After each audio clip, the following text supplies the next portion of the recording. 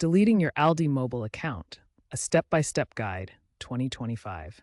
As of October 2025, there's no online self-service option to delete your account. First, contact ALDI Mobile customer service at 1-800-925-2534. This line is available 24/7. You can also visit an ALDI store for assistance. Make sure to have your account details ready: phone number, PIN, and personal identification. Before requesting deletion, pay any outstanding balances or fees. If you leased equipment like a phone or SIM card, you'll need to return it. Now, explicitly request account closure and data removal.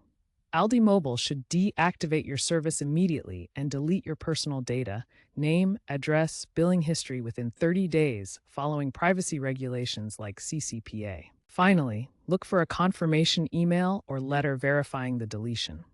Keep in mind that some anonymized data might be retained for legal or business reasons like fraud prevention. It is also important to note that enhanced digital security measures are now in place due to a 2024 data breach incident. Deleting your account means permanently ending your service and exercising your right to data erasure. ALDI Mobile distinguishes between account closure and suspension, where suspension allows reactivation and thus data retention. Data removal covers your personal identifiable information, like name and address. Note that non-PII, like aggregated usage statistics, may be kept for analytics. ALDI Mobile follows privacy frameworks like CCPA for US users and GDPR for EU residents. They use data wiping protocols post-deletion to prevent data recovery. The industry is moving towards self-service tools for account deletion.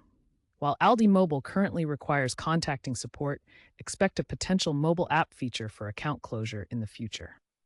AI may also play a role in automating data audits for faster deletions. Keep an eye on regulatory changes like potential CCPA updates that could impact deletion notifications. Also look out for sustainable processes like device recycling during account closures. Be aware that if your account involved minors or shared plans, additional consents may have been required. Understand that deletion does not affect third-party data sharing, which you must address separately.